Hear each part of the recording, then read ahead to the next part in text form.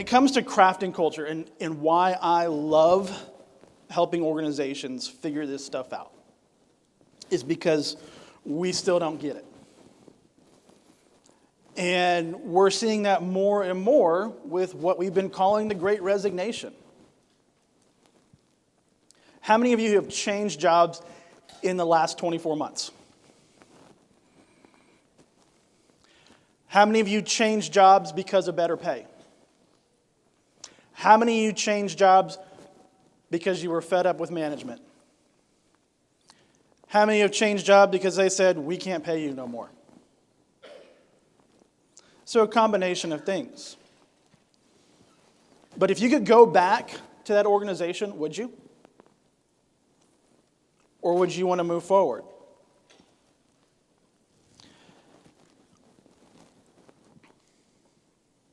We'll figure this out.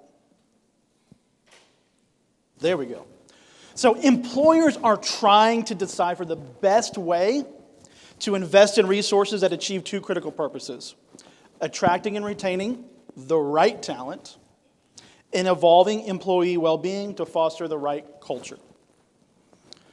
Now, we've been talking about attracting and retaining the right talent since I started working 20 years ago. And I don't think we got it figured out yet. Even my dad, who's been in business now for 44 years, is still trying to figure that one out.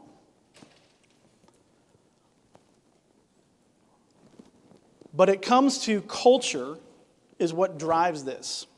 And how do we develop employee-driven culture? Because the employees have finally had enough. How many of you are an employee? Just about everybody in here. How many days have you walked into the office and go, today would be a great day to just quit? And you've probably thought about it too, like the way you could quit. Like, I want to walk in one day whenever I get this chance, and I don't care about burning bridges, pockets full of glitter, and just go in, ha! Later. I've dreamed that dream many times. But if the right culture's in place, why would I want to leave? So I grew up outside in a small little town outside of Seattle, Washington called Midland, Texas.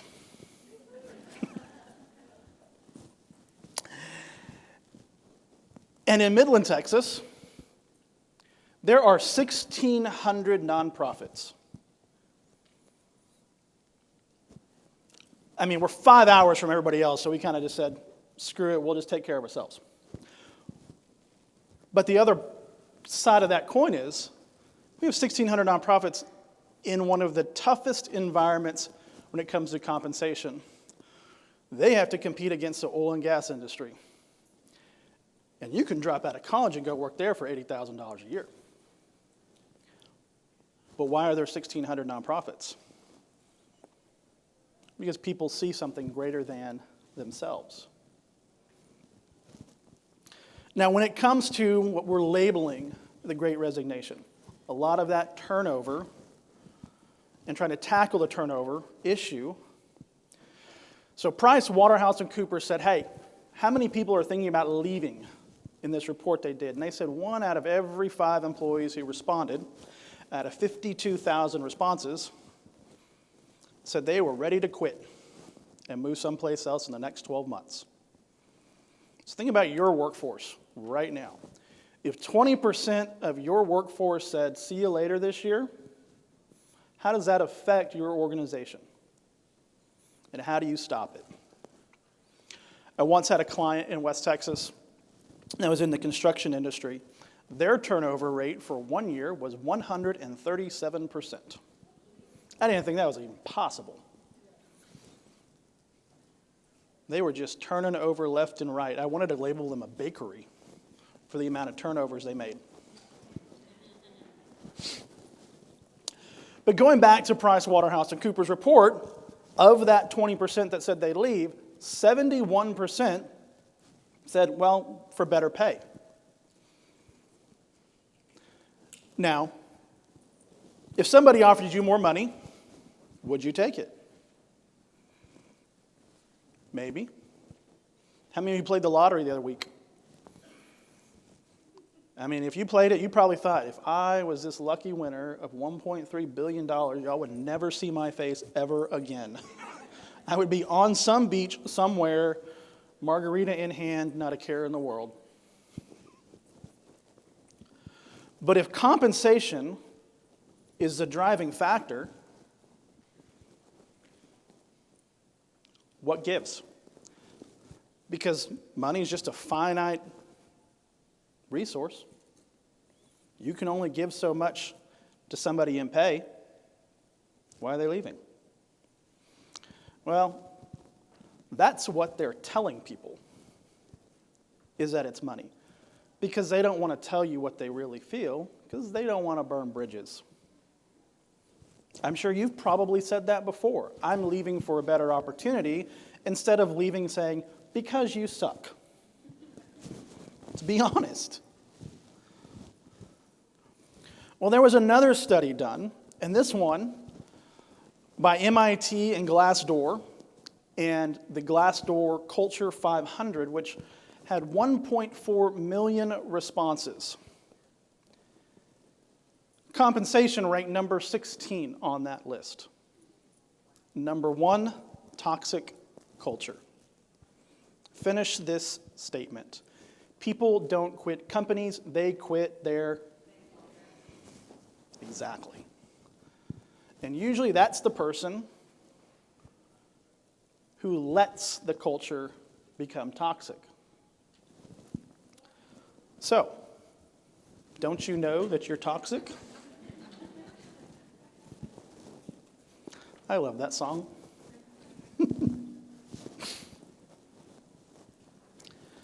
Well, in order to understand what makes it toxic or why our employees view things being toxic, we need to understand employee identity.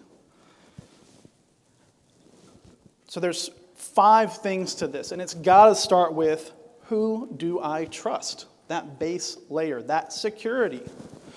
If you are an employee, you ask yourself this question every single day. Who do I trust?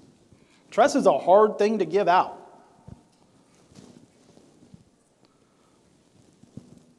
But once we have the identity of who do I trust, then I can say, well, because I trust this, then who am I? My identity can be built on top of that. I have that security knowing what my identity is.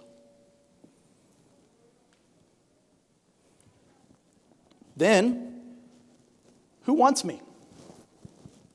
Where do I belong? There's all this deep sense of belonging. That's what we're looking for, right? Personally, professionally, all want a sense of belonging. We want to find our tribe, our weirdos. Where do we fit in? Because when you have that sense of belonging, where you have that identity and that security in that, you can be yourself. When's the last time you got to be yourself at work? I can hear somebody say yesterday, somebody were like, I have to hide myself, because if they found out how much I love Dungeons and Dragons, people would go, yeah, you're weird.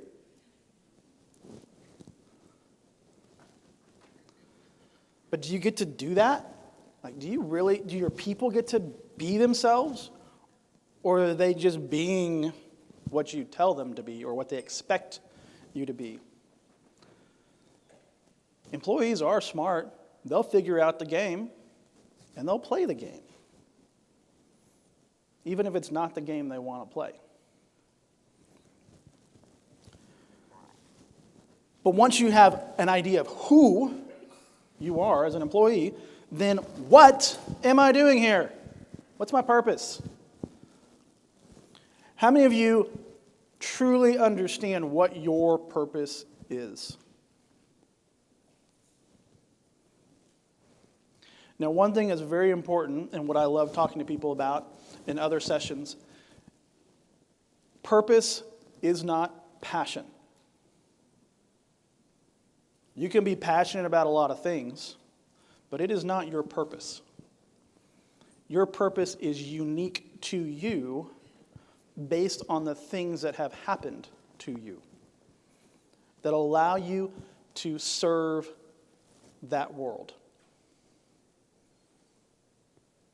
Because I am passionate about craft beer, but that is not my purpose.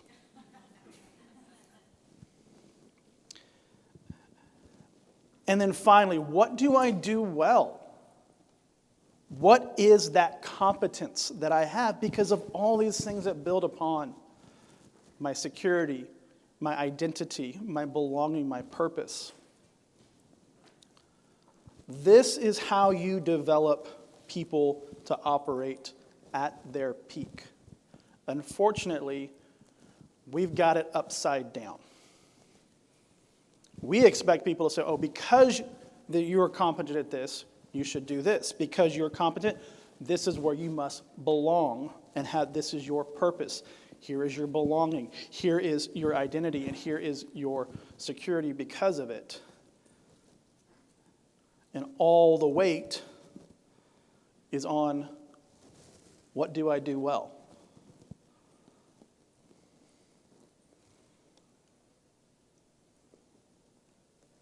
Because most people don't do what they do well every single day in their job.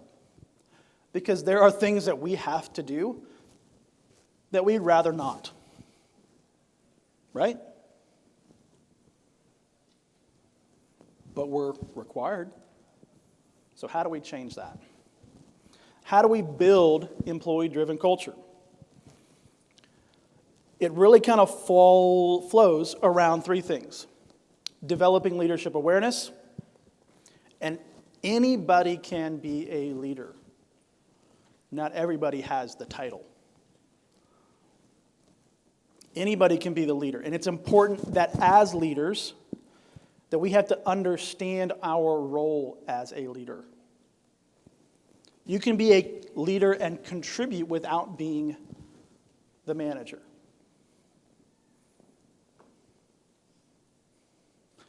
Because as a leader, you have no power unless you have followers.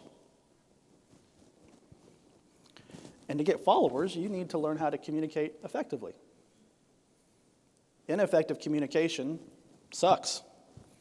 Remember the kids' game Telephone? Ineffective communication is like playing that game on a daily basis. How many times has an email come across and been read wrong? A text message, phone call, even a one-on-one conversation, because we just didn't want to listen. Personal resilience, leadership presence, having the ability to understand what makes us want to keep getting out of bed in the morning. Like, what excites you to get out of bed in the morning when nothing else is really going well? That desire to keep going, that's that resiliency. We've had to practice a lot of resiliency over the last 2 years. And let me tell you what, the most resilient people are our kids. And those children are going to be the ones that will lead us forward and how to get through all this stuff. Because they see what we go through every single day. And there's a reason why the biggest factor of employees who are moving are our Gen Z and millennial generation. They bounce around left to right and move on just fine. Then leading and developing teams. So how many of you lead a team? How many of you just lead yourself? Guess what? You're still a team. You can be a team of one, or you can be a team of 100. Same skills apply. Being able to manage your priorities, Delegate success. How many of you hate delegating? How many of you suck at delegating? How many of you are control freaks? Those are the people who suck at delegating.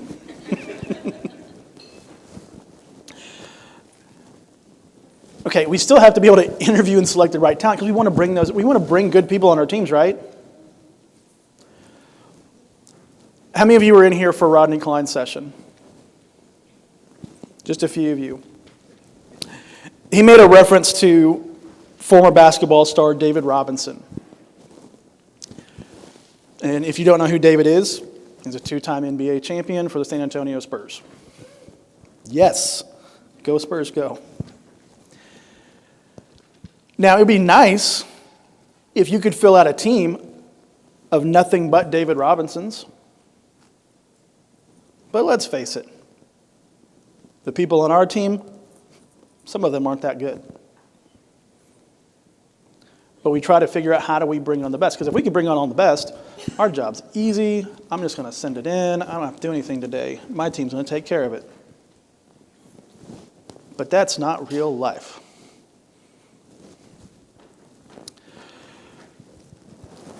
Anybody in here love conflict? Get excited. Yay! Somebody's angry! No, we hate it. I try to avoid it at all cost. But we've got to be good at managing it, having difficult conversations. Anybody have a hard time saying no? Some people, it's okay to say no. You can tell someone no, and you'll feel great.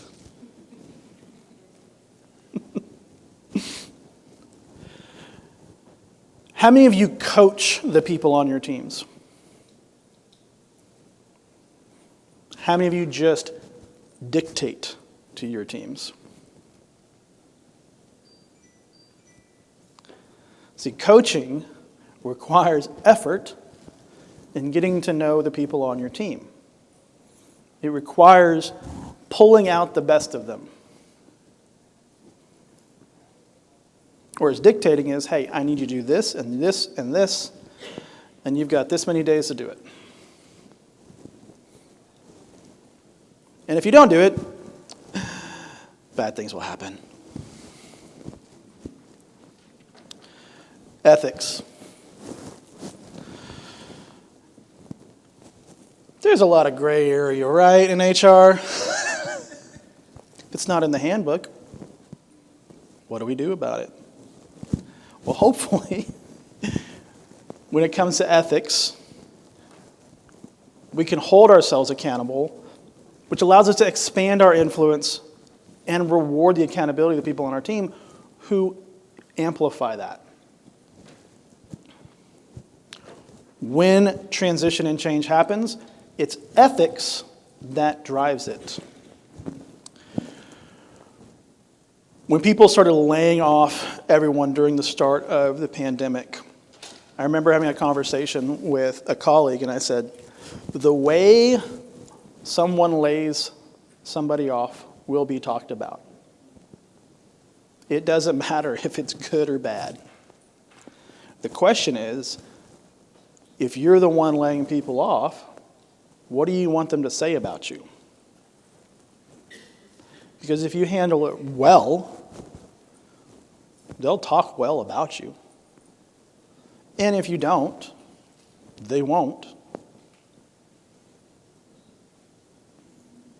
You just go to Glassdoor right now and you can look up what people think about your organization if anybody's posted anything on there, especially if you're a large organization.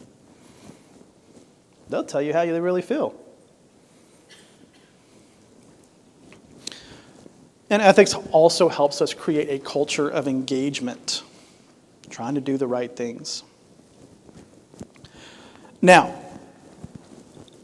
those 10 things out of those 3 things, in order for us to really drive all of this into our organization, to allow employee-driven culture to flourish, it's got to start with this.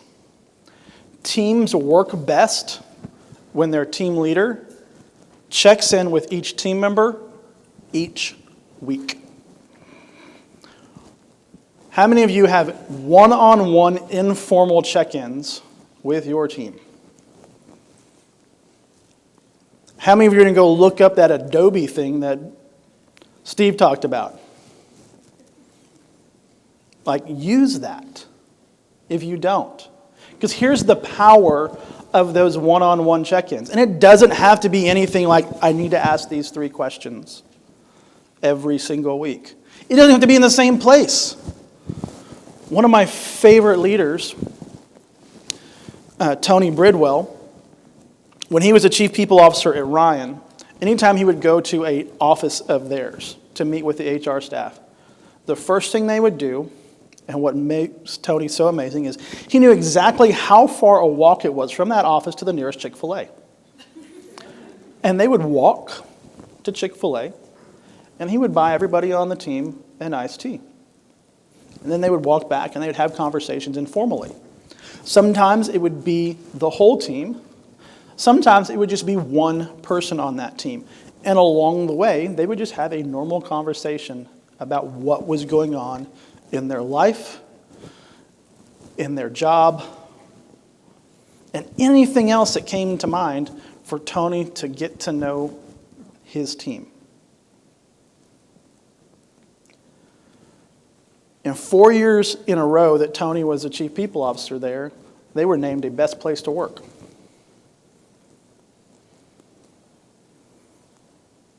Change it up. Meet somebody, in the break room for coffee. Go for a walk outside. If you're remote, shoot them a text and say, hey, let's both go for a walk outside and we'll just talk while we're both walking. Be intentional. See, the best teams maximize uniqueness. So here's where we're going to have a little bit of fun. So everybody's at a table. Now, if you're by yourself, go find somebody else because you're going to need a partner. What we're going to do are these simple things to get to know the people on your team, and you're going to practice it now. First off, hello, my name is Kevin. And I go by Kevin, or KD, or Hammer, or Dawson, or D-Town. I'll go by any of those names. See, 15% of people report they're actually called names that they don't actually go by. And there's power in being able to be called by your preferred name. Then say, hey, I am paid to do this. This is what I get paid to do. Describe what you do for the company and your team. And then one thing you don't know about me is anything. Literally anything. Make it interesting. People love to talk about themselves. So talk about something interesting. So at your table, answer these. Go.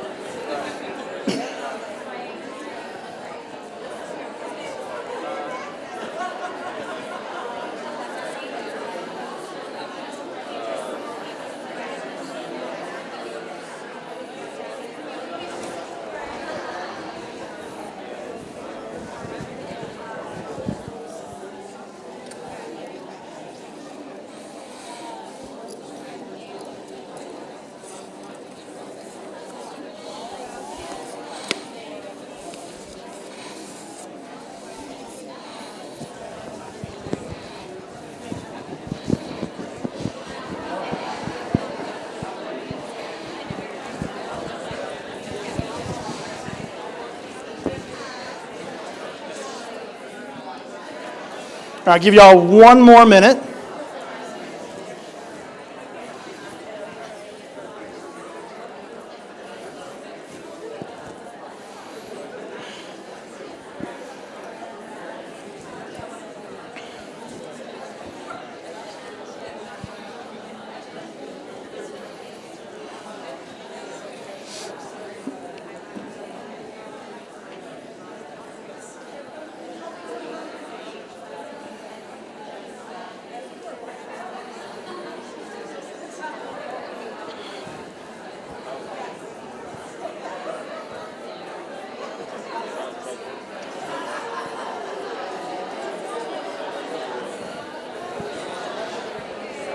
All right. I need a volunteer. Okay, right here. What is your name? Cassandra. Nice to meet you. Now, Cassandra, if you will please, tell me who is next to you, what are they paid to do, and what is something unique about them? So this is Charles. He is paid to assist employees with employee relations issues, and he owns 2 RVs. Fantastic. Thank you. Here. Thanks for playing. By the way, if you volunteer, you get a prize. Thank you. Now, wasn't that fun? Interesting. It was interesting. You meet interesting people. I bet the people who work with you are interesting. They just don't tell you about it. We've got a friend who is a comedian and a financial advisor. 2 things that should never be together. He also hosts a podcast called What's My And, where he interviews people about their and. This is that format. The and is one thing you don't know about, something interesting. What is your hobby?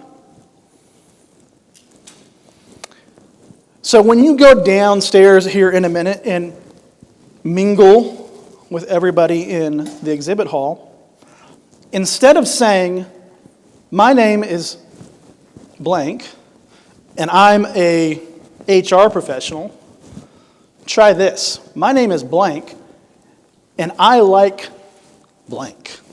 So, my name's Kevin, and I like airplanes. And then you're going to be like, okay, explain. And you just struck up a conversation, and it's not awkward. Because if I came out and you said, hi, my name's Kevin, and I'm an HR professional, and you're like, yeah, I get it. And you just kind of nod and you keep going. All work is teamwork. What I love most about what I do is include those activities in your role that you can't wait to do. How many here, being HR professionals, love payroll? A couple, yeah. Getting paid today, yes! I would love that. I don't like all the paperwork that goes with it, but I like getting paid. So what do you love to do? What is that one activity or activities that you do that energizes you? You're like, I can't wait to do this. When I'm doing this, time just seems to fly by. This is where you feel your most self. My dream job is what? Ask your people, hey, what's your dream job? I have a 6-year-old daughter who just finished kindergarten. I love kindergartners because they have no filter. And they dream big. You go ask a kindergartner, hey, what do you want to be when you grow up? And you'll be surprised at how weird their answers are. So I'm like, I want to be a doctor. I want to be a nurse. I want to be a teacher. I want to be a dinosaur. Yes, go be a dinosaur.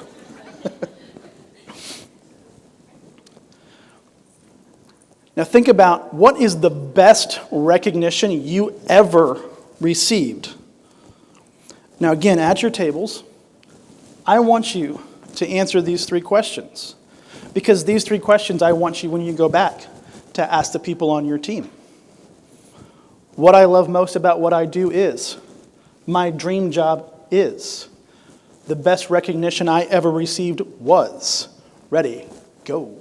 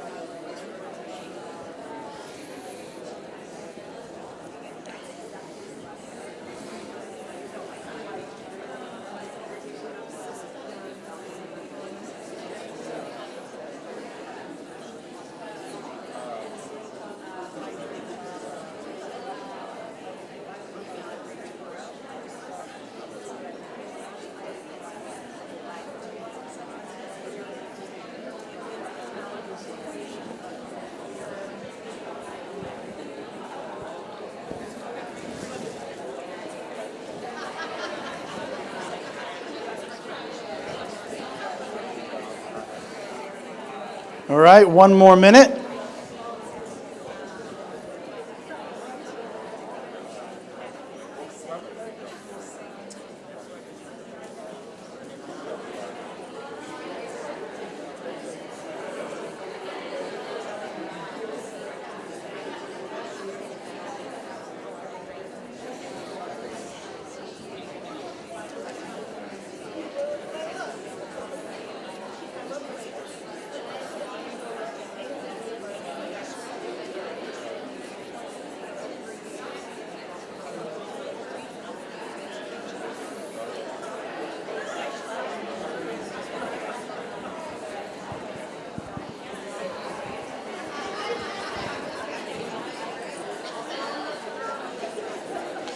All right, I need another volunteer.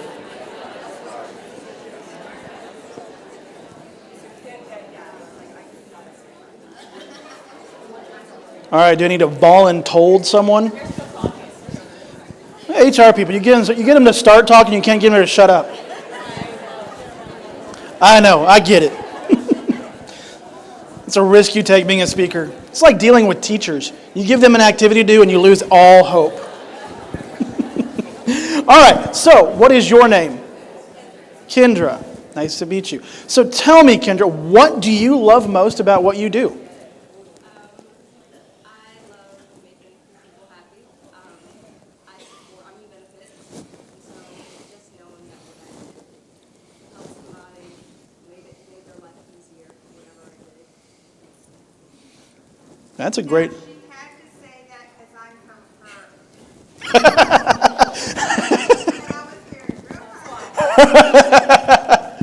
This is what I love to do. Nothing better being stuck in at gunpoint to answer.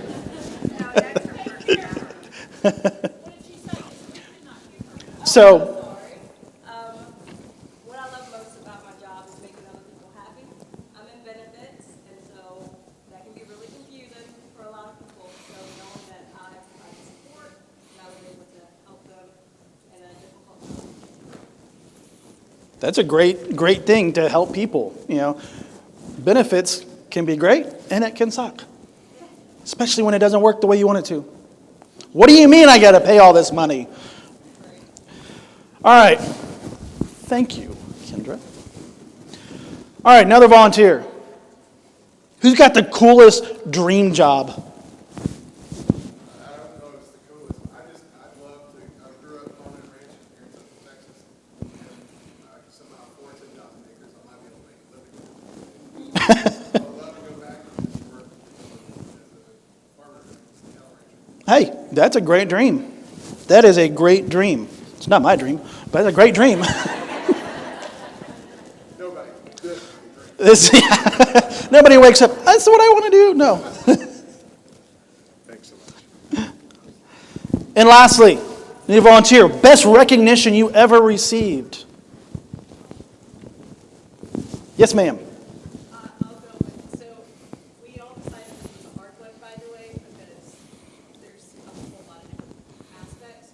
But I said that I have an old coworker who recognized that she enjoyed working with me and has brought me on to the new company that I'm with. And we enjoy working together, and she saw that potential, so I felt like that was good. That's a great, I love referrals. That's kind of like, hey, you're great. Come over here. Or you're great. You need to meet this person. That is a great recognition. When's the last time someone told you you're doing a great job and thank you? Oh, hey. When's the last time you told somebody on your team that? Okay, some of y'all are saying yesterday y'all are either really, really good or you're lying to me. See, team members thrive when their team leader investigates what works. Now, this isn't, let me go figure out what's going wrong.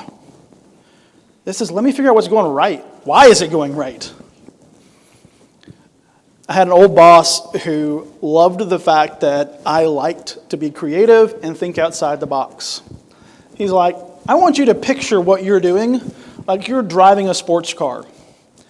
And I'm going to let you drive it however you want to drive it when you come up with an idea. Wherever you want to point that car, you go. And I'm going to make you push your foot on that accelerator pedal until it hits the floor. Because if it works, we keep going. If it doesn't, we crash, we move on. And he would allow that time to figure out, okay, why did we crash?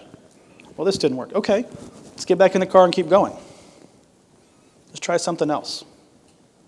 Instead of saying, let's be a little risk averse. Let's go slow. No. You want to see people feel like they can succeed or feel like they can contribute? Let them go fast and fail quickly. Because the risk you're taking is, if it doesn't work, they're not spending a whole bunch of time on it. And if it works, you look like a freaking genius. But you got to investigate what works. Find those things that your people do well. Ask them, why does this work so well for you? Learn from them. The feeling of team lies in the person. So lastly, these 3 questions.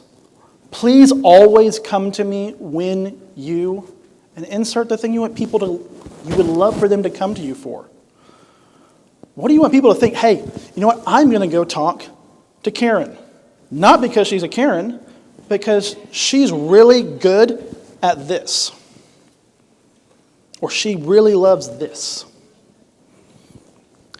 The only activity I find myself pushing off to the side of my desk is because we all have that 1 or 2 or 10 things that we really don't want to do. Maybe there's somebody on our team that really loves doing that. Maybe we can give that to them. And I find I always need help when. Because the first step of realizing you need help is asking for help.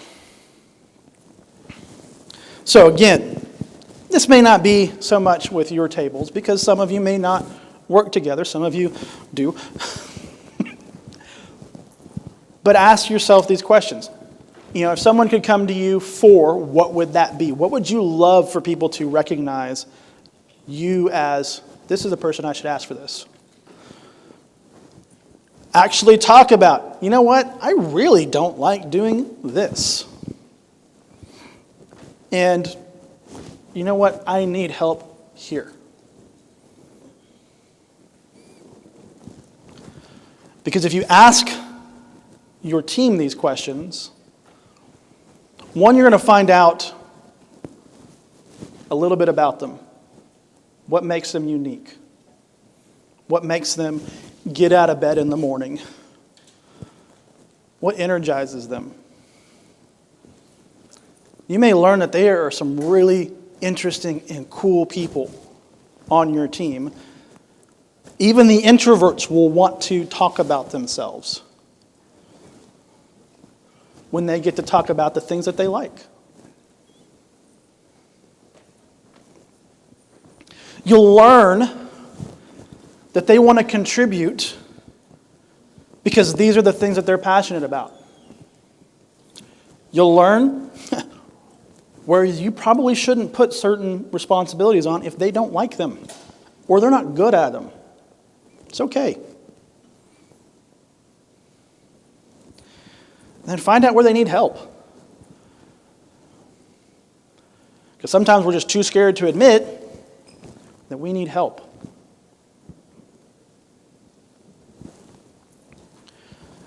So you ask your team these questions. And you check in with them every single week, whether it's for 10 minutes or an hour. You'll learn something about them, and they'll learn something about you. And like Steve said, we're in the people business. If you're not being there for your people, what are you there for? You want to know how to stop people from leaving? You build great relationships with them. See, the great resignation can turn into the great revitalization when employees are allowed to operate in their unique strengths and love, and fostered by leaders who can pull the strengths out of them. If somebody is weak at something, quit wasting their time and your time trying to get them better at it. Find what their strengths are and let them run with it. Because if you make their lives miserable focusing on weaknesses, they're a weakness for a reason. It doesn't make them happy, it doesn't get them excited. But their strengths, the things that they are good at, what they love doing, where they're at, use it. They'll quit leaving. Even when presented with a better opportunity, they may say, you know what? I'm good. I want to stay here. But it's only going to happen when we allow our employees to operate in their strengths and in their love of what makes them unique. And as leaders, we need to foster those strengths.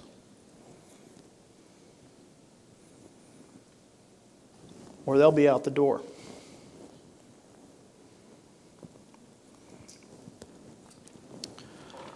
That's all I've got for y'all. If there's any questions, we got just a few minutes. You can ask them out here, you can catch me off to the side. But thank you so much for spending an hour, even though, I'm sitting here thinking, great, I got to go after Steve Brown. All I want right now is a beer in a hand and sitting outside, watching the boats go by. But that's my information. Should you want to connect, you can find me on all the social media sites. And that's the page I really want. Got to get those codes.